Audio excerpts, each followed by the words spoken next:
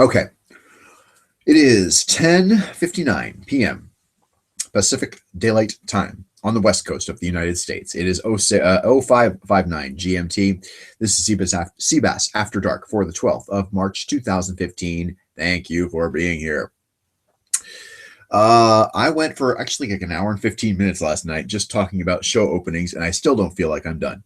I have some stuff, I guess, on the news I'd like to talk about. I sort of make notes throughout the day, reading the news feeds and stuff. We did see that, in fact, that thing I sort of got flagged to in the middle of the night, like during the show last night, about two cops being shot in Ferguson, turned out to be true. It was hard to tear myself away to bring the show to you tonight. I actually felt like watching not Bill O'Reilly. No, I felt like watching Bill Maher on HBO. I'm about 25 minutes into the show that he's doing, which is actually from last Friday, and didn't feel like turning it off because he was making some good points about Bill O'Reilly and Fox News, and how Fox News is backing him, and how he's essentially full of shit, like in a million ways. But sweet, cute Matt Taibbi. Is it Matt Taibbi or Mike Taibbi? There's the guy named Taibbi who's the reporter for the Rolling Stone magazine and other outlets as well. I mean, he's cute, and I said that, and I sort of have a special place in my heart for him. I carry a torch for him because of his little cute dimples and smile and stuff. But the real truth is that his journalism turns me on. Like, I mean, I've never seen anybody write with the passion that he writes with. And he made the point to Bill Maher essentially that, Fox News not being a real news agency, and Fox News, Bill O'Reilly not being an actual journalist is not a news story. So that's why the mainstream media isn't really paying any attention to it. Let's see. The talking Barbie that might eavesdrop on your kids, according to critics. Let's take a look at that story. This was on the Huffington Post, and we will switch over to it here because it's a mildly interesting story, I guess. If we switch to it here, you will see I haven't actually pasted the link yet. That's the problem. If you will, forgive me. Let me bring up the link, and you can see the link for yourself, which is here. The talking Barbie that could eavesdrop on your kids. It's the world's first interactive Barbie doll. Mattel has plans to release the tech-savvy, Wi-Fi connected Hello Barbie doll. She can have whole conversations with you. Kids press a button on the doll. Hello Barbie asks them questions. An embedded microphone records the responses and sends them to Toy Talk, a San Francisco-based startup. Toy Talk records that information and responds. The point is for kids, it seems to form an actual relationship with their doll, but the campaign for a commercial-free childhood, I already don't like them, from the name of their organization. They launched a petition to stop Hello Barbie from hitting shelves. Kids using Hello Barbie won't only be talking to a doll, they'll be talking directly to a toy conglomerate whose interest in them is financial. Only interest in them is financial. It's creepy. It creates a lot of dangers for children and families. Let's see if I can't come up with on YouTube. Simpsons robot toy. I guess there's not going to be a lot of Simpsons on YouTube because they probably keep really good shit on that, really good control over that stuff. But there was an episode of The Simpsons where there was a toy, like a robotic toy that was learning everything about the kids and sort of was going to take over Springfield, if I remember right. It was really a funny episode. I mean, The Simpsons usually brings it for the most part. I rewatched The Simpsons movie not long ago. Holy shit. That's actually a pretty damn good movie. I had forgotten how much I actually liked it. It was not. Here's the thing. I would say the old seasons of The Simpsons, that first 8 or 10 years or so, where it was really, really spectacular, is the best. Second place probably is The Simpsons movie, and in third place is The Simpsons from like the last 17 years, because I don't feel like new Simpsons has been as good. Let's see here. Oh, dudes just doing what dudes do. The guys from, I forget which band it was. It might have been Linkin Park. It might have been Good Charlotte. It might have been Hoobastank. One of those three bands did a Throwback Thursday picture, and it was those boys are so cute in the olden days.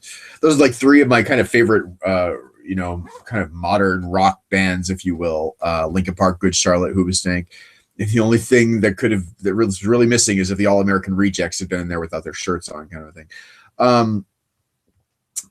Let's see here. But let's start with this. The man paid to have sex with prostitutes. I mean, how do you not love that headline? Let's click on it here and see if I'm not able to bring it to you. Switching over to it here, you'll see the same screen that I'm seeing. I don't know if it's true.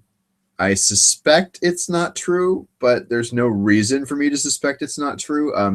It may, in fact, be true. This is from Bro Bible, which is kind of a stupid website in a lot of ways, but they have a lot of good articles, actually. It's mostly for straight guys, but the truth is they do a lot of good stuff. And this is a pretty good story, no matter if you're gay or straight. Meet John, a 60-year-old divorced man tasked with the labor-intensive job of having sex with prostitutes in Sydney, Australia, for money. So if you're scoring at home, this dude gets to blow a wad of semen and receive a wad of cash simultaneously. And he knows we're fucking jealous. I'm sure plenty of fellows would be a bit envious of how I'm earning a bit of pocket money from time to time, but I'm being paid to do something most people pay good money for. More often than not, though, it's just a hand job. It's not your typical 9-to-5, Monday to Friday job. There are no time constraints, and there's never been a stage where I felt threatened or worried about my safety.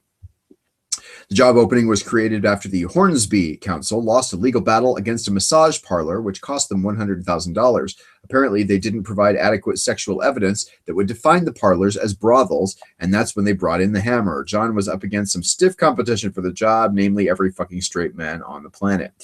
John says he considers himself lucky to be in such a line of work, which is the most insultingly obvious statement this author has heard since the last girl he hooked up with said he had a small penis. He only goes undercover on the job once every 3 weeks, 20 times fewer than we would in that time period. The silver lining is that John's 60 years old. We got to question how long that pecker is going to be producing for, unless he starts eating spider bananas. Then we're pigeonholed to a lifetime of jacking off. Don't be a Brett Favre. Hang it up before we hate you more than we already do. What is this? Bananas infested with spiders can cause a 4-hour erection. This is another one from the Bro Bible here. The Brazilian wandering spider. If bitten, worst case, death in 2 hours. If bitten, best case, a 4-hour erection that transforms you into a sex god. Found a spider cocoon on his banana. Put the spider in a sealed box. Put it in the freezer. As he read, it was supposed to kill them. Even looking at spiders is going to give me the willies, but all right. I don't see anything here that indicates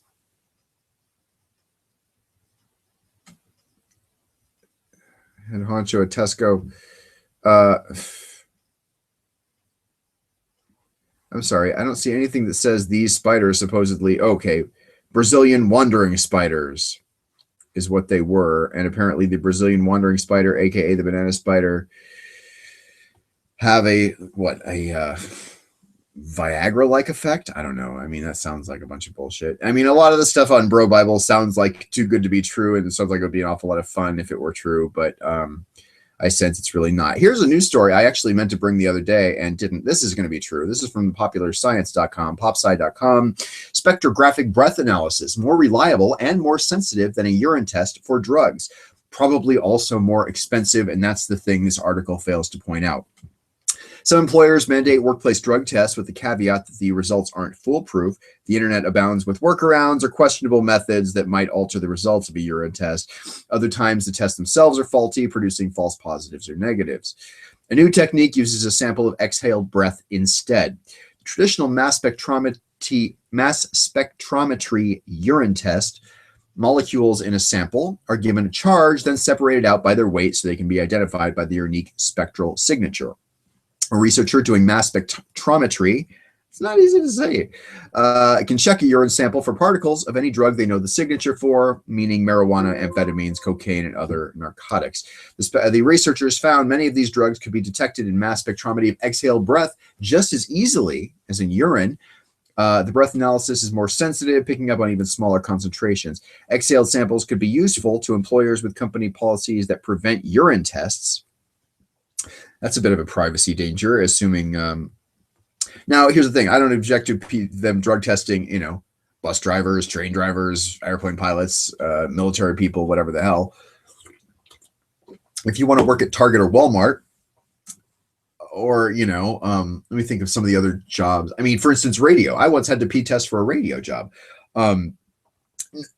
I may have had to pee test twice for 2 radio jobs. Now, one of them was in 1993, my first radio job, where the radio station was owned by Nationwide Communications, a subsidiary of Nationwide Insurance. And I'm trying to think if I did it, because it seems like right after I may have been the last employee to have to get a urine test, because right after that was when the station got bought. I didn't get fired, and I'm pretty sure I remember that pardon me while I take my coat off, or my hoodie off, that I seem to remember I may have been the last person to get piss tested for Prism, or for that company, before it became Prism Radio Partners, a company which is now extinct, and rightfully so. Okay, I'm kind of boring myself even with this stuff, and I'm talking about drugs and hookers, and how boring can that be? Well, let's get something more exciting that interests me.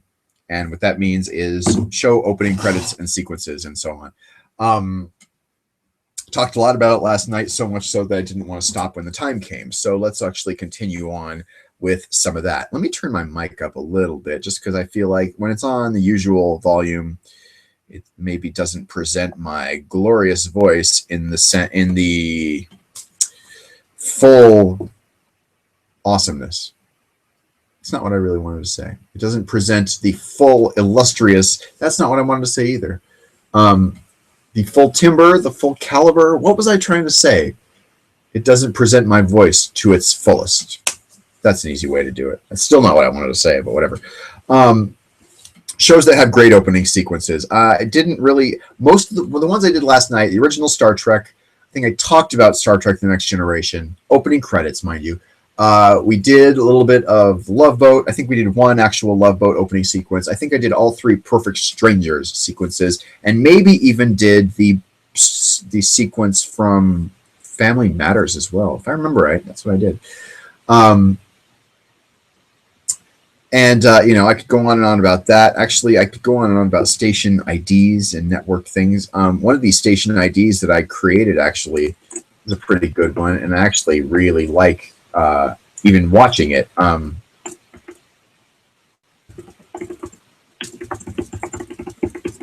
Give me 1 second to type this in. All right. This is something I produced. It is essentially, I collected I think I might have even brought it to you once before on this show, but very few people are watching. If you're watching, you're something special. Thank you for watching. But here is a look at KTVU, our favorite station. Now, one of the commenters on YouTube actually went as far as to say, our favorite station? We should ask Something Wong, because KTVU is also the station that fucked up in putting a joke on the air. You can see it here. The Asiana names from KTVU: Captain Something Wong, Wee Too Low, Holy Fook, and Bang Ding Ow, which we know is completely phony baloney. This video of mine has 8,000 views. It's not my most watched video, but it's my favorite. There's only one, two. Channel 2, there's only one. Now, what you're going to see is that's actually not the very first, not the oldest, but it's one of the station IDs. It's my favorite of the KTVU Channel 2 in San Francisco station IDs. It has the iconic Channel 2 logo, circle with the 2 in it. And my favorite of all of the KTVU slogans, which is "There's only one," because a good slogan is usually very simple, and that's as simple as it gets pretty much. There's only one. But you combine it with the number 2, Channel 2, and then it's kind of "There's only one too," and it's it's kind of got a layers of meaning, and it's catchy, and it's short, and it's easy to say. And of course, listen to the production value of the music and the singers. The jingle is my favorite part of it, I think. There's only one, two. That old school animation, that old school production with the drums.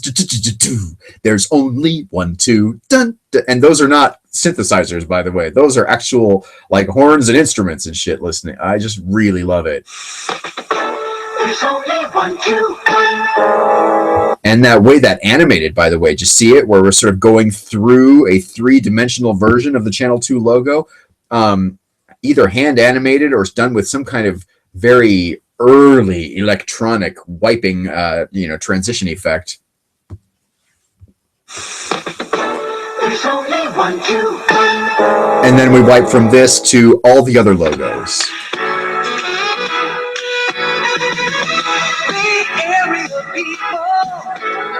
You know just who you are. You do your thing in your own way. You follow a different star, yeah. Bay Area people, independent through and through. Let your feelings show. You always let them know that there's only one you, and there's only one two, yeah. This salute to the independent spirit of Northern California is brought to you by the television station Northern California watches most, KTVU. No one can take your place, 'cause there's only one you, and there's only one two, yeah, and there's only one two. And then this actually goes on for a minute because I couldn't believe this was actually on YouTube, sort of a really long form version of the Channel 2 modern logo. It's actually no longer the modern logo. And you hear the announcer come on after about, actually, I think it goes to a color bar first. The basic test pattern for Channel 2, yeah. KTVU, Oakland, because that is actually the station of license, or the city of license for KTVU is not San Francisco, but Oakland. KTVU Channel 2 is now back on the air.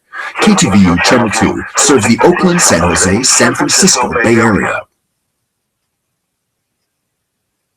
And then it goes on, and then it's like another announcement. The programming previously scheduled for this time will not be seen in favor of the following special broadcast or something. What does he say?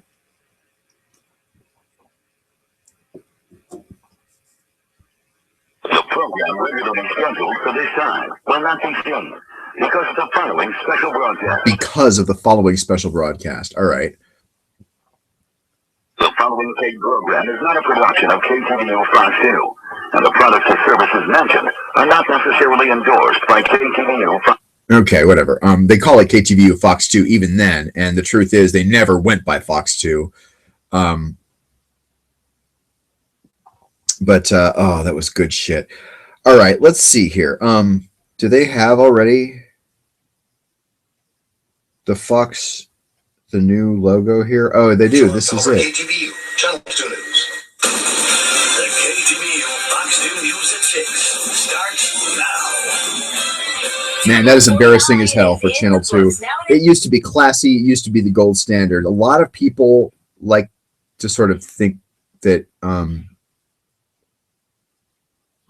Channel 2 is, just like any other station. The truth is it's not.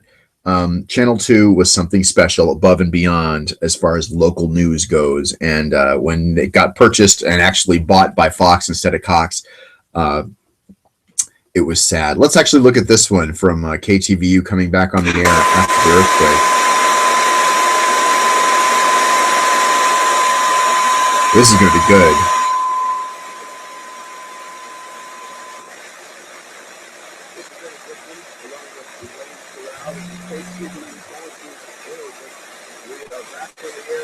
Okay, that's not really audible audio. It's Dennis Richmond and Elaine Corral coming to...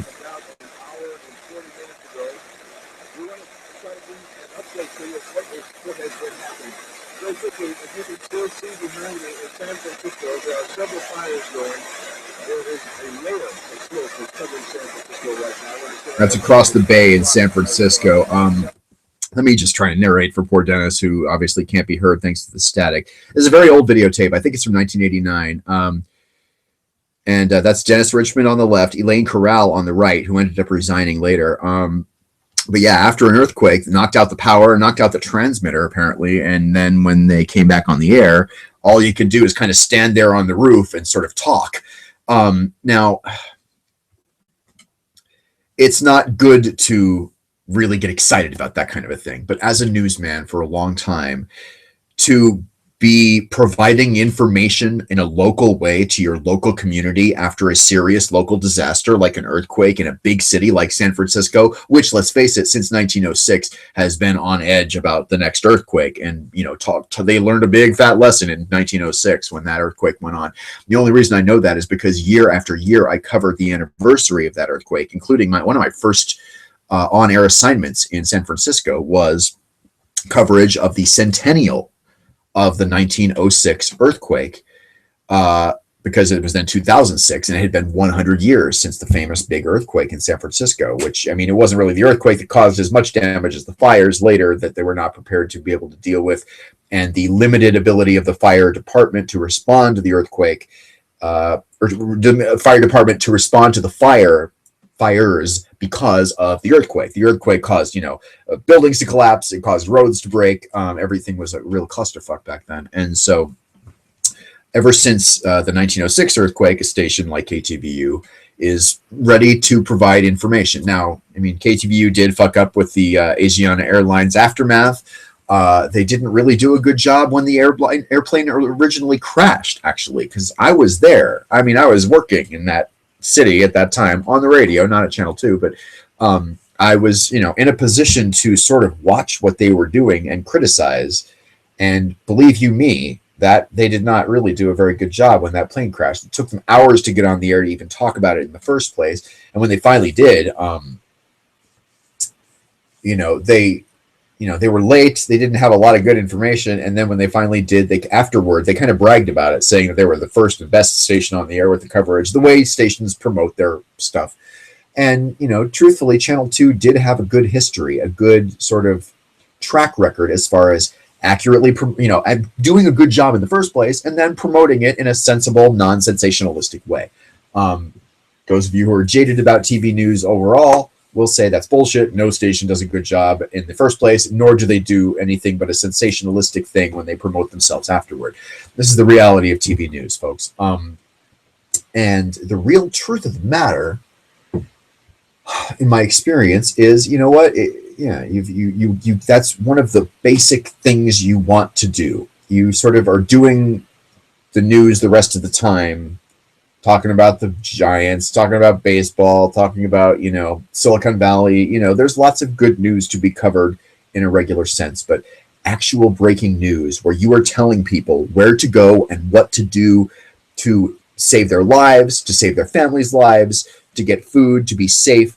Local broadcasters have a responsibility. And I get a lot of shit in, say, the Trekkie chat room, for one thing, about how I talk about the broadcasters in America, people who do local news, not on the internet, aside from the internet, in the old style way of having a transmitter stick in the ground, sending out waves of energy that are picked up either by a radio in a car or some other radio, or by a television antenna and brought in. Now, if it's over cable TV, that's not really a big difference.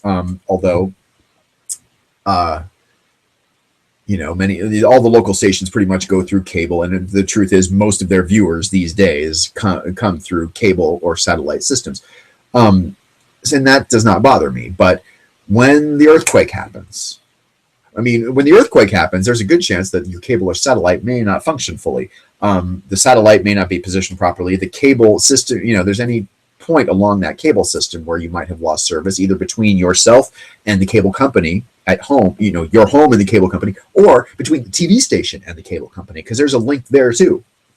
And if the TV station is on the air broadcasting in its, most basic way, like Dennis and, Elaine a second ago, where they're there, no graphics, no music, no set, no, maybe one light, but possibly no lights. I mean, possibly just a generator, a camera hooked up to one microphone, and they're saying, okay, here's what we know. Here's what the police officials are telling us. Now, the jaded people in the Trekkie chat room are like, oh, the government's, they're full of lies, and the TV news media, it perpetuates the lies and blah, blah, blah.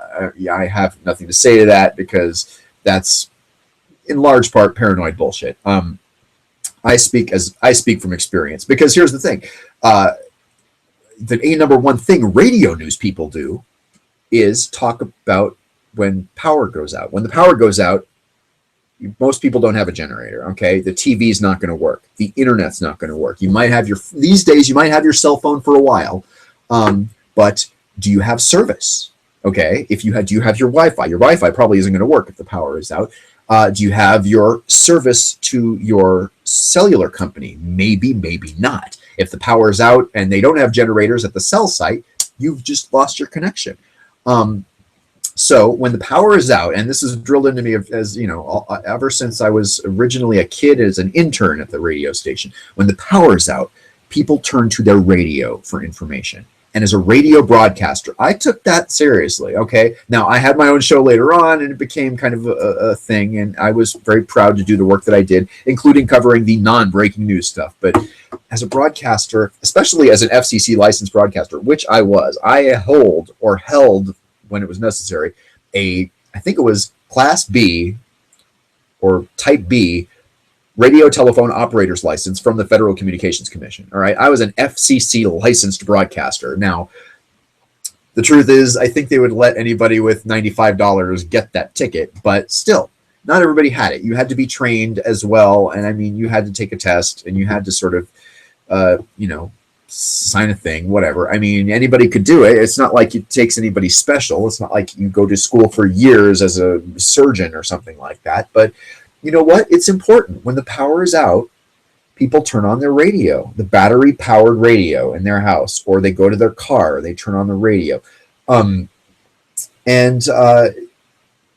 We are, and the public agencies, by the way, the power company, the police department, the fire department, all those people are in contact with the news media, in particular the radio stations. We had special hotlines set up and everything, so that in the event of a kind of major failure of systems, that we could broadcast to the public and tell people what was going on, and when power might be restored, how many people were affected, where to go if you need shelter, or where to go if you need food, or where the wildfire is. I did a lot of wildfire coverage, and sometimes people in places like Canada maybe don't think about the wildfire coverage or the cold places in the United States, but California, Arizona, Pacific Northwest, all very foresty areas. I think it's pretty much understood. Certainly, lots of California is in a major drought situation. Arizona, the desert's obviously very dry. I think the Pacific Northwest is seeing less rainfall than usual. I would have to confirm that to really know for sure. And I'll be honest with you, I don't know that to be a fact. But during wildfires, people are evacuated from their homes sometimes if they're in the fire area. And I personally have been on the ground. I have a yellow fire suit with a little yellow helmet. I was there with a live microphone watching the fire, department with their airplanes spraying slurry on the fire. And, homes were burning, like this is not like a forest fire where no homes were around. This is people evacuating from their homes, people running for their lives and needing to know where to go. Now, usually the people who are evacuated themselves are told by officials of one kind or another, look, you got to get out. The fire's coming and, the whole neighborhood needs to be evacuated, kind of a thing. But the fire officials usually stop there. And once there are people, you get your cat, you get your dog, you get your kids, you get in the car, you get your water, and you run. Sometimes you're told where to go, not always by the officials. And in that case, it's up to kind of broadcasters to try and fill in the gaps, to report where the fire is burning now, to report which direction it's burning in and how fast. And again, we're really well connected with the fire departments in those ways. This is something I have a lot of experience doing. And it really, I will say, it upsets me and it kind of makes me sad for the people who are the paranoid conspiracy theorist people who think that someone like, and these are people who I know personally, at least in an online sense, who say that, I'm one of the liars. I'm one of the perpetuators of, government bullshit and blah, blah, blah. And in fact, nothing could be further from the truth. When it comes to non-life threatening emergency situations, I prided myself on not just being an honest reporter and all that shit, but like knowing and being connected to, before the emergency, the people that I was going to be talking to in the emergency, right? The spokesperson for the fire department, let's use that as an example. I knew these people. had met them, face to face, and more than a couple of times. And they, I won't go as far as to say we were friends or had beers together, because I don't drink beer, but I mean, these are people who knew me, who knew this was my job. And in case of a major fire situation, and it turned out to happen more than once, that they knew they were going to call me to tell people where to go and what to do. And there are some people, the conspiracy theorists, paranoid schizophrenics, who actually won't believe anything ever, and there's no way to reach them. But in large part, in the same way that some cops are shitty cops, but most cops are good and try to do a good job and try to be fair and honest. If you ever known a cop, if you ever known a firefighter, they're human beings. They're good human beings for the most part. Not always. Most of the time, though, most cops are good. Especially the fire department people. Now, occasionally, you get the fire department people who are in the fire department because they like to set fires and watch things burn and shit. You hear those stories.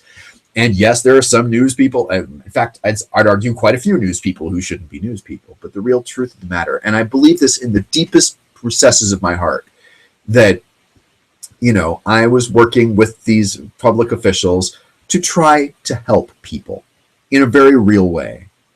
And, I'm not emotional about it. I'm not going to cry about it in the way that I cry when I watch, what was it I watched last night that made me cry? Oh, yeah, Perfect Strangers. The opening credits of Perfect Strangers, season 2. And if you watched the show last night, there's a very specific reason and why I moved to tears at a particular moment. I'm not going to go over that again.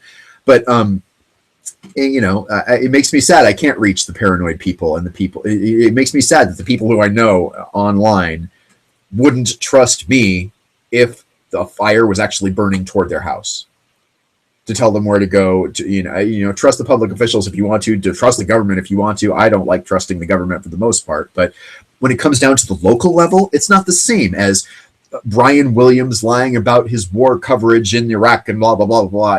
All that federal, national government nonsense, and the war and the federal this and the national news that. I never worked in any of that. What I did, and it wasn't an accident. I had opportunities to go in a bigger network situation, and I didn't want to do that. I really felt like it was important to stay local, because I didn't necessarily understand. I didn't know what I would be doing if I was going to switch to some kind of national network. And I mean, the truth is, I've tried to now, since I'm not working in the media anymore, get those jobs. And they won't hire me. Maybe it's because maybe it's the same reason Target and Walmart wouldn't hire me. And it's a very real thing, is that you're overqualified. You know too much. You can't be molded. You can't be sort of, propagandized, or whatever that we want to say. You can't be controlled in the way they need to be able to control you. And so that's why Target wouldn't hire me. That's why Lowe's never called me back, and that kind of thing at the time when I was looking. Now things are looking good, by the way. I don't like getting personal about my job shit, but it does look like I'm going to be pursuing the master's degree thing after all and becoming an actual teacher for real. Boy, that went far afield. I didn't really mean to talk about that. But circling back to the local news media during the case of an earthquake, a fire,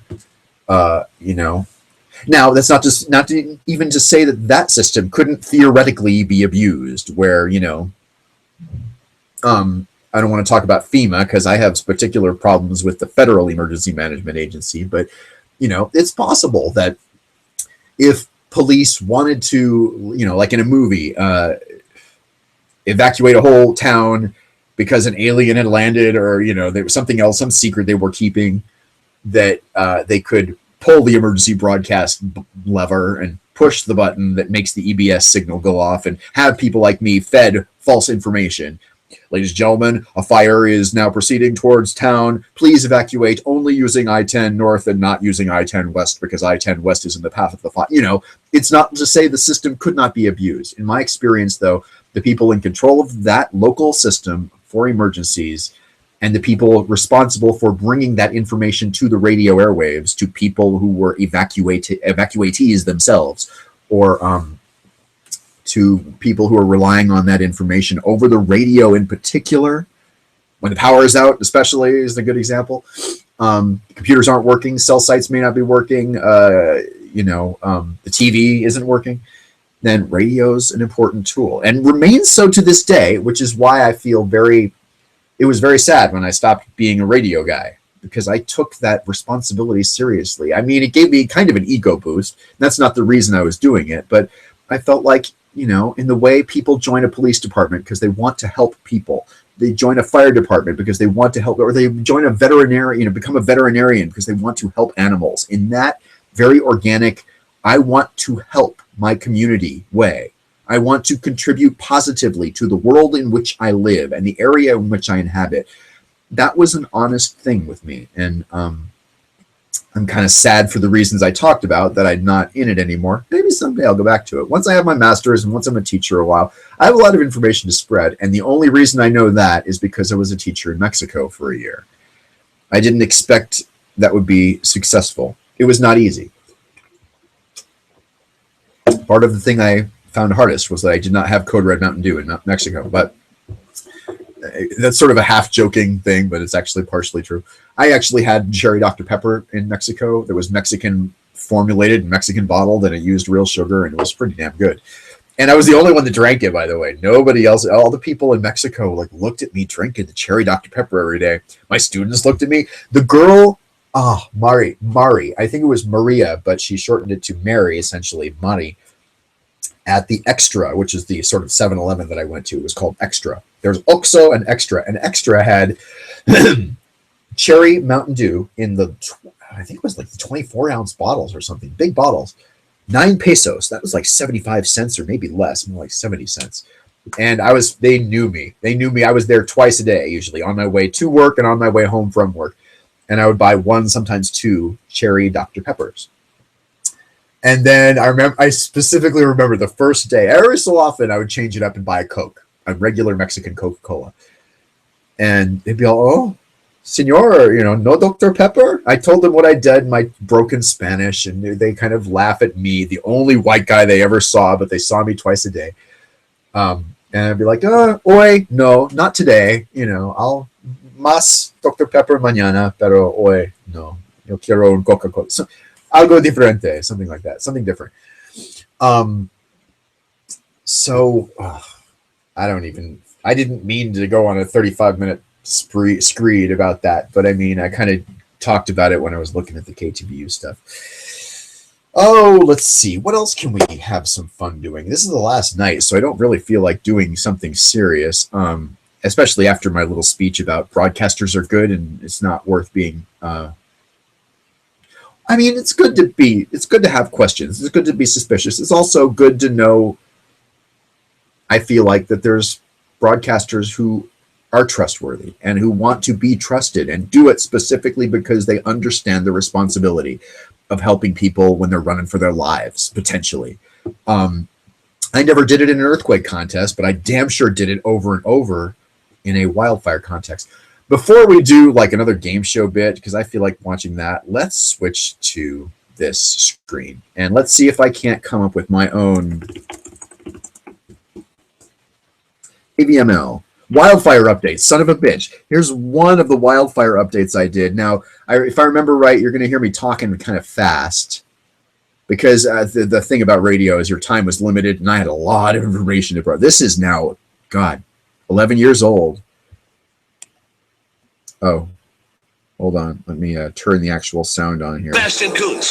Oh yeah, I also felt like I had not been a man until the announcer had learned to say my name the right way. Joseph Chris, Sebastian Coons, and Mark Trupner on the Motherlodes news station, AM 1450 KVML, Sonora. It's 101 degrees in Sonora. I'm Sebastian Coons. ABC News is coming up next at 6 o'clock, followed by a fire update for the fire that is burning in the Hunt Road Circle 20 area in western Calaveras County, northwest of Copperopolis. 100 acres, structures are threatened. Stay with us. We have another update coming up in 3 minutes following ABC News. KVML News time is exactly 6 o'clock. From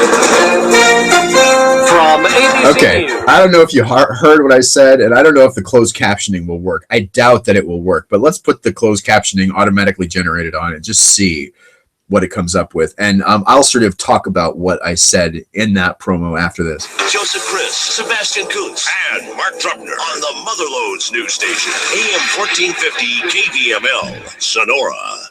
It's 101 degrees in Sonora. I'm Sebastian Coons. ABC News is coming up next at 6 o'clock, followed by a fire update for the fire that is burning in the Hunt Road Circle 20 area in western Calaveras County, northwest of Copperopolis. Holy shit. 100 acres. Structures are threatened. Stay with us. We have another update coming up in 3 minutes following ABC News. KVML News Time is exactly 6 o'clock. From ABC News, I'm Brad Wheelis. He'll be... I'm Ross Simpson. Good morning. KVML News Time is 7:23. It's 66 degrees in downtown Sonora. Our expected high today, according to Patty Sousa in the KCRA 3 Weather Center, is 101 degrees for the Mother Lode. I'm Sebastian Coons, and for Mark Truppner this week, here's a look at local headlines. The Hunt fire burning in Calaveras County has consumed 400 acres. According to CDF officials this morning, it's only 10% contained. The fire, which started late Tuesday afternoon off Hunt Road and Pool Station Road, flared up overnight. Fires moving in a southerly direction, pushed by winds last night. 340 firefighters are on the scene, working this blaze on the ground. At one time, flames were threatening homes in the Circle 20 subdivision, forcing the evacuation of residents in the area. The evacuation order was lifted around 9 last night. Officials say no structures were damaged or burned due to the fire. Sharon Torrance with CDF says the fire is threatening the Madonna of Peace Catholic Renewal Center on Hunt Road. Around midnight, a privately owned water tender rolled over on a steep, wet hillside. The driver was not hurt. The NorCal Power Agency shut off power to high-tension lines through the burn area for firefighter safety and to protect the lines. 2 air tankers and 5 helicopters are back at the assault of the fire this morning. Meanwhile, firefighters have just about wrapped up their work on the Calaveras Complex fire. Yeah, so I mean, you're now getting a sense of what I was trying to talk about, right? I'm not lying. Believe me, I've done a lot of things in my years, some of which I'm prouder of and some of which I'm quite embarrassed by, truthfully. But that stuff that we just listened to, I mean, obviously it's kind of my radio archives. And I mean, it may have even been what I used to get the job in San Francisco. Part of that was my demo tape in those times, because seriously, fires that burn hundreds and hundreds of acres, pushed by the winds up hillsides, and how many firefighters are responding and talking to the fire officials and telling the people who have been evacuated where the evacuation line is, stuff like that. A lot of people sort of just take the radio for granted, or I'm not even going to address the paranoid people anymore, but those were good times. You want to hear something from Kansas really fast? What is this? My midday newscast from Kansas. This should be funny. How about that music? I'll switch to it here. You can see.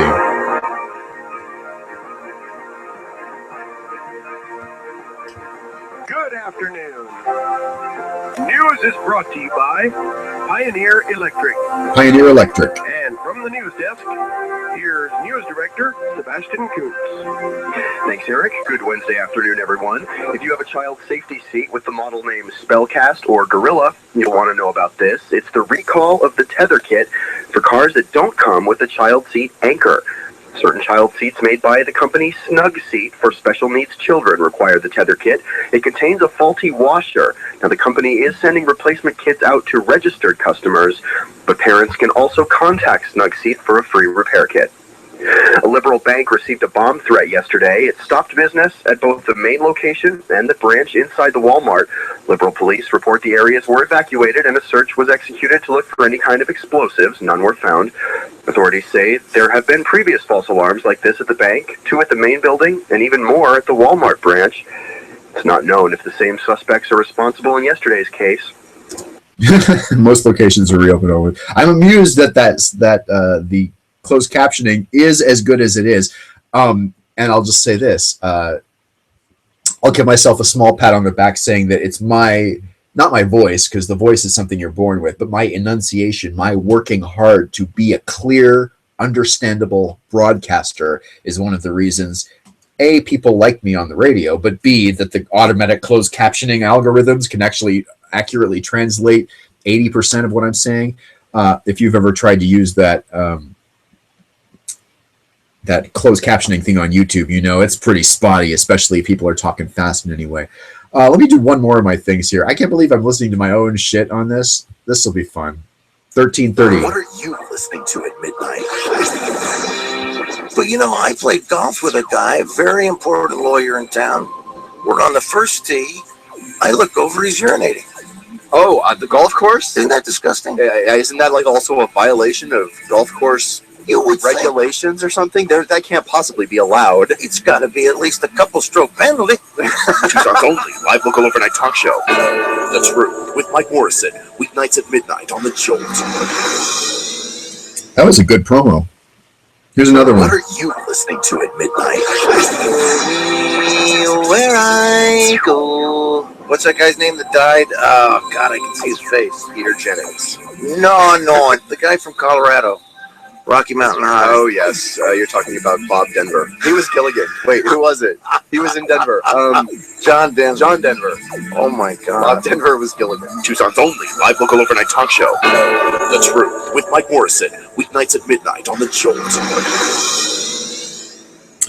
I really liked producing those. It was a shame that those promos did not get aired, actually. My buddy Mike actually got us fired from that radio station. And then there's this. It's best music. 93.7 KRQ. You get kid music and weddings occasionally. Sebastian is out in the KRQ van with the update. Oh, Rhino, we are driving down Broadway West to pick up the marriage license right now. Right behind there, we jumped their car, no problem, at the Texaco station because, of course, they wouldn't let us hold the wedding there. We're going to go pick up the wedding license. Then we are going to proceed to Coffee Etc.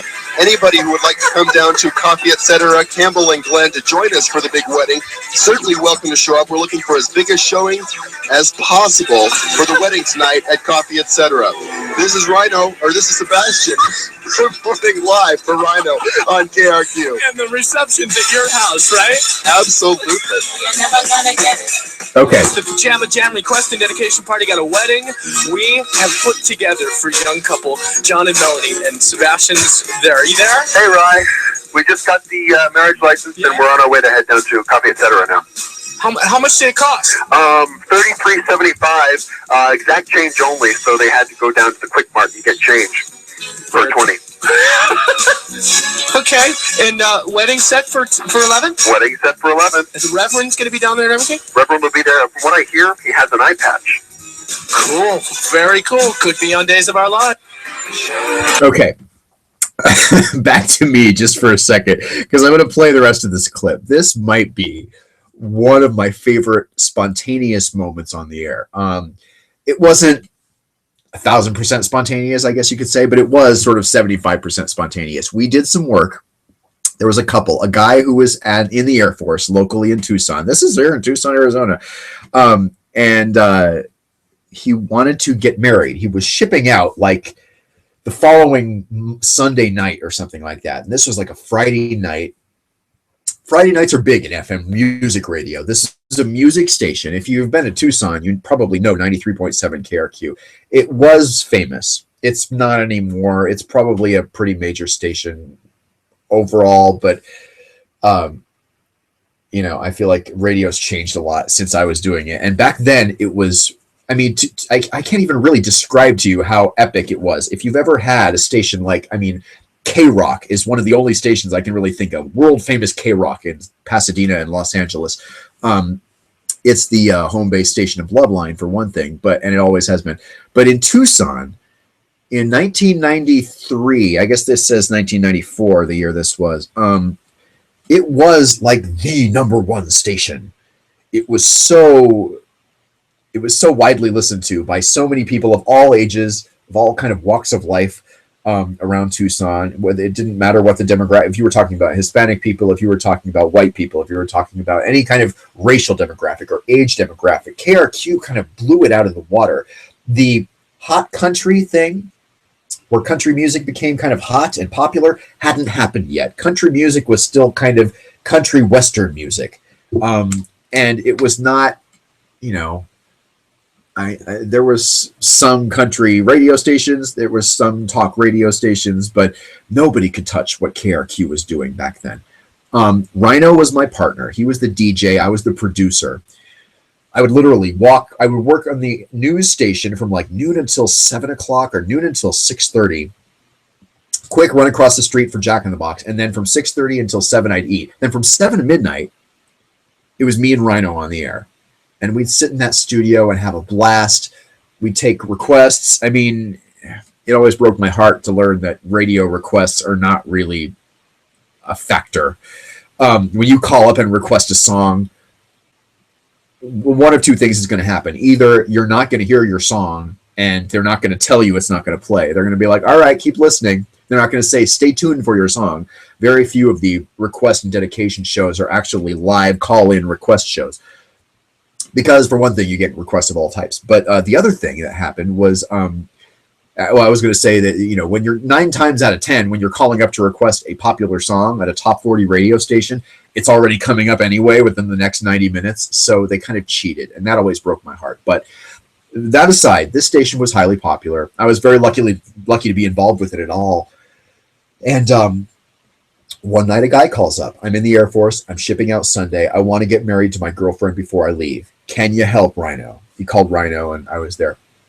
And I don't think we had permission. I'm pretty sure we did not, because this bit goes on for like 5 minutes. And I mean, in radio, especially top 40 radio, I mean, talk radio is one thing. Spoken word format is a little bit more NPR. You get away with doing things for a longer stretch of time before the short attention span thing moves in.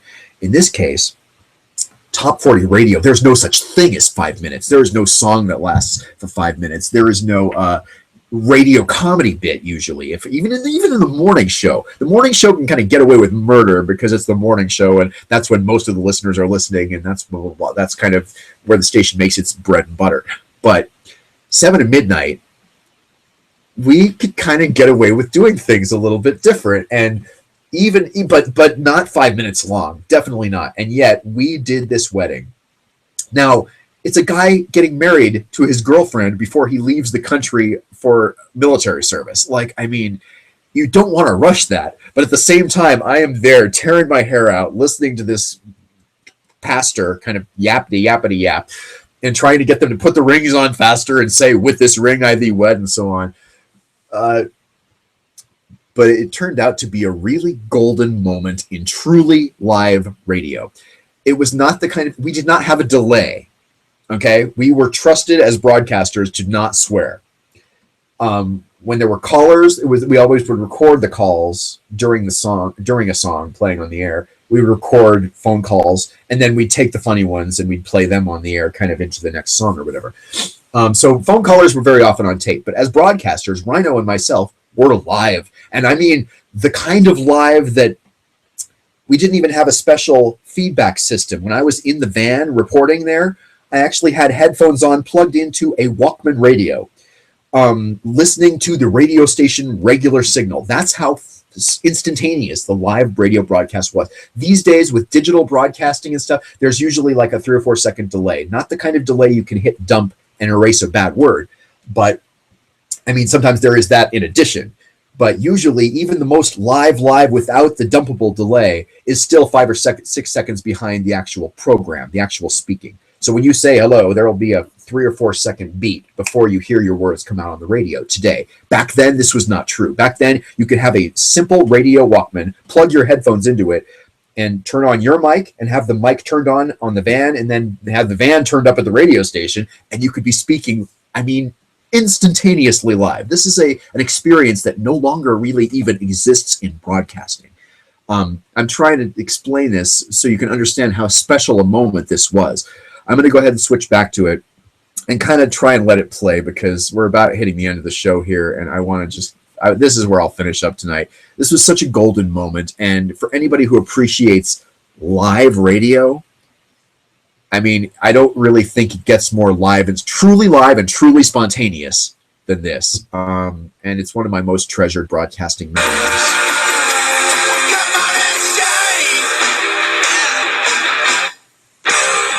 Best music, 93.7 KRQ. This is a special show, isn't it, Sebastian? It certainly is, Rhino. We're out at Coffee Etc. at Campbell, just north of Glen. We're about to have a wedding ceremony here live on the air. Melanie and John called us up from the Texaco station across the street about 7:30 tonight, and we have put this wedding together single-handedly. Yeah, absolutely. This is going to be unbelievable. Let's do it. Let's do it right now? Absolutely. Okay, then let me get somebody. I've got a photographer here who's going to take pictures, and we're set to go. We're going to get the restaurant's attention here. We'll be right here in the Ramada. So if I could please have everybody quiet so we can hear them exchange their wedding vows, I'd really appreciate it. Can I play the music? Oh, okay, are we ready to start, Reverend? Okay, then we're going to go. Reverend O'Connell's ready. Reverend O'Connell is ready. Here we go. If you'd like to repeat after me these few Now, the truth is, there was an edit there Here we go. because John and Melanie, he kept talking for a it long is my time. hope, It is my hope, as I become I and you become you, as I become I and you become you, may I reflect you and you reflect me, may I reflect you and you reflect me, separate in unity separate in unity and growing together. and growing together, The music in sunlight loving the music and sunlight, and rainbows of laughter. rainbows of laughter. May life's pain be more joyous with my hand in yours. May life's pain be more joyous with my hand in yours. May love surround both our lives.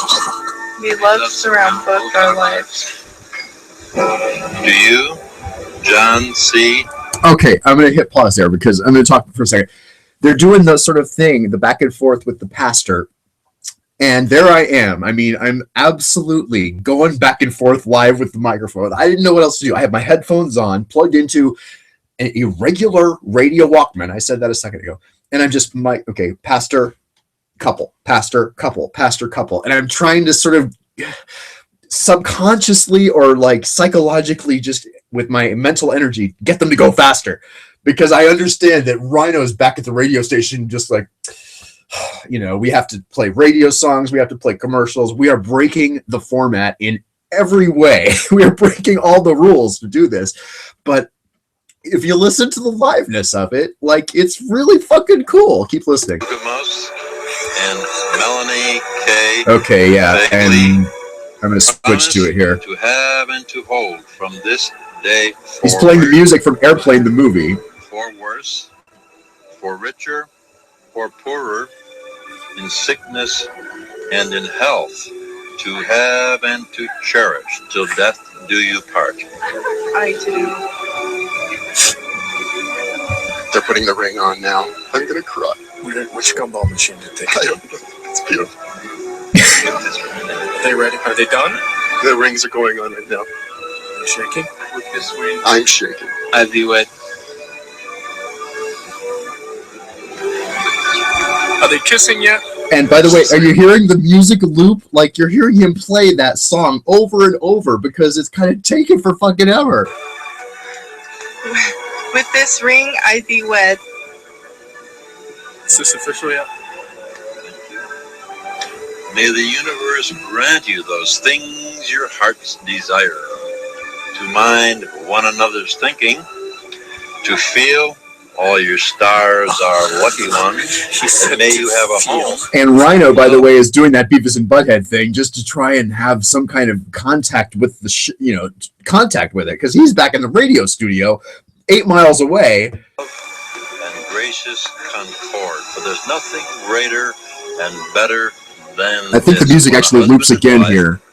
Keep a household in oneness Yeah. of mind. A great hesitation. It's like the fourth time he's hit it. Joy to their But now you can feel it coming. One man, Here it is. one woman, one love. I now pronounce you husband and wife. All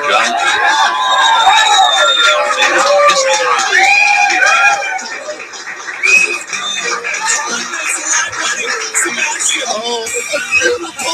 Try and give me a hug. Oh, Rhino, it's so beautiful. I'm sorry. I'm not crying now. This is not the kind of thing that moves me, but I just have this energy, this feeling inside of me, because I remember that moment almost like it was yesterday. And again, we were breaking all the rules doing that. The boss called and was not happy. I mean, here's the only reason we didn't get fired for it was because it was 11 o'clock at night. Friday night, I think it even was. So it was like, I don't know. It was one of those moments. Rhino looked at me and I looked at him and like, this is going to be an all-night bit, and we're going to do it. And we had to find a place. We went to the coffee house finally. We tried to do it at the Texaco station because Rhino thought that would be funny. marriage at the gas station across the street from the radio station. They wouldn't let us do it.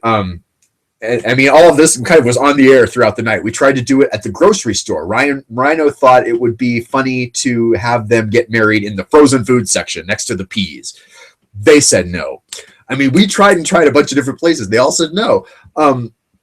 So ultimately, it got to be that we got to call the coffee house, where I used to go after the show. Sometimes at midnight, I would go after the radio station down to this coffee house and just kind of, it was kind of a gay hangout in a way. And there's some of my gay friends were there. They kind of knew me a little bit. Everybody knows that KRQ van when it rolls up. And it was, you know, it was just one of those moments where if we'd tried to plan it, it wouldn't have come out that cool. If it had happened any other way, if the grocery store had somehow said yes, or if the coffee house had said no, I mean, a million things could have gone wrong. I think they had the name and number of the pastor, but hadn't called him yet. Like, we had to call the pastor. I had to follow them down the road in the KRQ truck to the place where you get the late night marriage. You can get a late night marriage license at 8:00 at night. But you heard the phone call with me and Ryan. I was like, yeah, they had to get change for a 20 at Quick Mart because they didn't have exact change and the place only takes exact change. All that shit kind of came together in, like I said, the most live, spontaneous radio moment possibly of my career. Now, you hear stuff that sounds live and spontaneous on the radio. I'm here to tell you it's not. In one way or another, it's, you know, pre-planned, pre-staged, and rightfully so, because really the good shit happens when it's pre-written, pre-planned, pre-staged a little bit, and then you sort of act like it was spontaneous. But my right hand to the God that I don't believe in, that was real. And it was so special because never again in my career did anything like that happen. And I don't think the couple lasted, you know, I mean, I think the guy he returned from his deployment okay, but I don't think they lasted as a couple. I really don't know that. I forget. I think we researched it one time. We tried to figure out whatever happened to those two, and I think we found a divorce. Do they have divorce notices and papers? I don't know. But that was one special moment. And I mean, you could just tell, by the way, when you hear my voice cracking on the air, that was me sort of, oh, I know. I was actually blubbering. Like I couldn't, because I've never met them before in my life. And I don't really cry at weddings in the first place. But the reason you hear that voice cracking and me kind of becoming tearful in a way was because I could literally feel the energy. I mean, not literally, but I mean, I guess literally, yeah. I felt the energy inside me, and I could tell that this was happening live. I think my hands were probably shaking a little bit. And you know, if it hadn't been me and Rhino, it might not have happened. I mean, it was like a very special moment where just everything clicked. And it was not perfect, but it was damn good live radio. And let me switch back for the last minute here. We're over my time, but I don't give a fuck because this is the last night of the week. And let me switch back to, because he even thanked us afterward. The guy John, who was the groom. Today's best music, 93.7 KRQ. It's General Public. I'll take General Public. Rhino, I'm shooting it to Sebastian, who's out of coffee, except for the longest 2-minute wedding I think I've ever witnessed in my entire life. It was the most beautiful thing I think I've ever seen. There are people coming up and congratulating us left and right. A joyous, joyous occasion. It's beautiful. Is the groom there with you? I think the groom has something, he would like to say to you. So I'm going to toss it over to John here. Yeah, I'd like to thank everybody. I'd like to thank Rhino and Sebastian, KRQ, for doing this. It was kind of hectic today, and it all turned out pretty good. And I'd really like to thank it and say that I really love Melanie. Congratulations. Congratulations. Just beautiful. All right, Sebastian, thanks for the wedding. I really appreciate it. I'm balling. I'm balling. Lisa Loeb at 9 Stories on the way. Pajama Jam with Michael Damian and 100% Pure Love. In honor of this pure tragedy. Crystal Waters starts more of today's best music. All right. Well, like I said, I'm over my time. You got to hear a little bit of my radio work, which was not something I planned to do when I sat down here. And I mean, you know, there's videos from other things from KRQ and other people who were on KRQ later, like this guy named R-Dub, who I never met, and frankly didn't think a lot of. I never met him. I never listened to his show, so I shouldn't talk shit. I mean, he actually, I think, was very successful, but God, I don't know. Like, I think about that time, And, what I was going back to before and earlier in the show, talking about the serious responsibility I had as a broadcaster, people running for their lives in a fire, people trying to figure out what to do with themselves after an earthquake, which that never happened, truthfully, but under my watch. But I mean, that's the responsibility that broadcasters have. And so, and like I said, there is no way something is going to happen that live ever again, if only because broadcasting is now digital for the most part. So when you're listening to an FM station, it's a digital broadcast, and that means a couple of seconds of digital encoding between the microphone and the transmitter. And in that day, in 1994, there was no digital encoding. It was analog broadcast radio at its most basic and most wonderful. And you know what? For me to have even had a chance to do that, I don't know. It was very special. And I mean, I would give anything to be back there,